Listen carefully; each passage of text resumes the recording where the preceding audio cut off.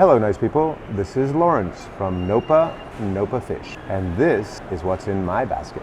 Pull down this beautiful fish spatula, made in Italy, nice and hefty, feels good in the hand. You know, we just opened a fish spot, so of course, fish spot equals fish spat. Shiokoji, something really interesting that we've worked with a little bit. I'm seasoning spinach for this chirashi bowl we're doing in lieu of soy sauce because of the gluten-free aspect. Shiokoji is salty and tons of umami. I've heard say that putting a few drops in a soup or a stew, a little salad dressing, just like a magic little secret sauce in my pantry.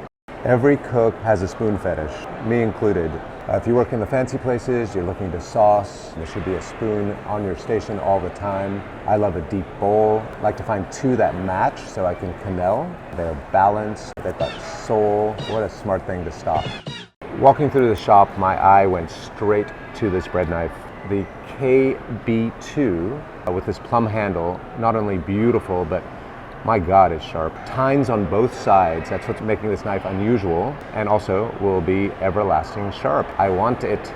We run a fish shop. Fish come with bones. Bones need to be tweezed out, and it's a lot. So if you're taking, 28 bones out of a side of salmon, one side, you need tweezers that you can rely on. I like the heft of these things. They're strong, they're sharp, but just flat enough to pull the bones out nicely. These are a necessity.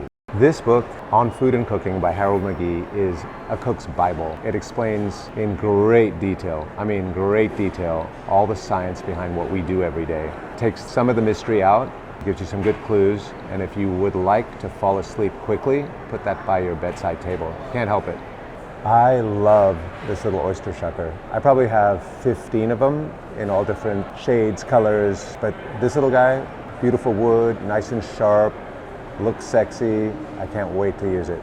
Another new favorite book of mine, I'm so glad to see it here, is Coastal by my friend Scott Clark. Scott was a fancy chef in SF, broke away and started his own very cute Dad's Luncheonette in this beautiful train car in Half Moon Bay. He was doing sort of, simple burgers and chips and salads. But this book, which actually Nopa was its launch, I was very proud to put half the menu in his hands, and we did a dinner one night. He's just a really good guy, and I think it's a well-written, fun book to be connected to it.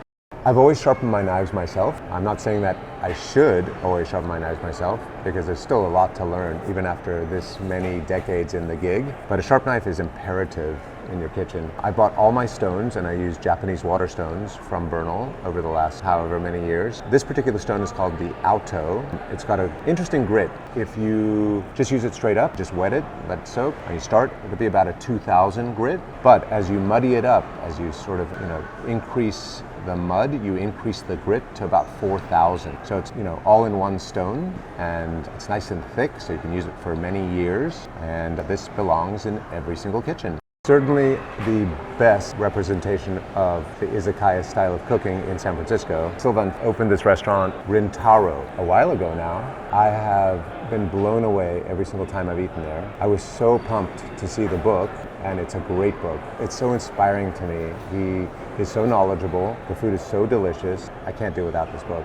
I'm really honored to be in great company with this series of What's in My Basket. All three, Harold McGee, Scott Clark, and Sylvan from Rintaro, all have done the same thing. I have an affinity for old things, specifically old knives, and I do have a big collection of old knives, old sabatiers, old Henkels. When I saw this Henkel on the shelf, a boning knife, and I'm a butcher, I love to butcher, I butcher pigs and lamb and duck, at Nopa. You need great knives, you need sharp, dependable stuff. I love these old knives. They feel great in your hand, they've got a history to them. This particular knife is carbon steel, so it's going to hold a really great sharp edge, and that's what you need when you're butchering. To be quite honest, I had no idea what this little tawashi was the first time I saw it. But my friend Rio, who also has done a What's in My Basket from Kuma Sushi, an incredible, humble, talented, knowledgeable sushi chef, came to show me how to make sushi rice. So we spent an afternoon together, and one of the things he insisted on is how to wash my wooden bowl when making the rice with this beautiful sponge. Luna Koshi Hikari. It's a mouthful. It is the best rice I've ever used. I'm new to this rice. Wendy the woman who grows this rice, is, as my wife calls her, the rice nerd. It's delightful. Grown in California, in Sacramento. Organic, but more than organic. Regenerative agriculture at its finest. And we use it every single day. I've been a pocket knife geek since I was probably about 5 years old. I've always had a pocket knife. I always carry a knife. I walked into Bernal probably about 5 years ago. I instantly headed straight towards this vector. I feel naked without it. Cut open boxes. I've cut lemons. I do everything with this knife. A couple of months ago, I thought I had lost my knife. So I walked back into Bernal to find it, and I couldn't find this old knife. But I did pick up this Barrage.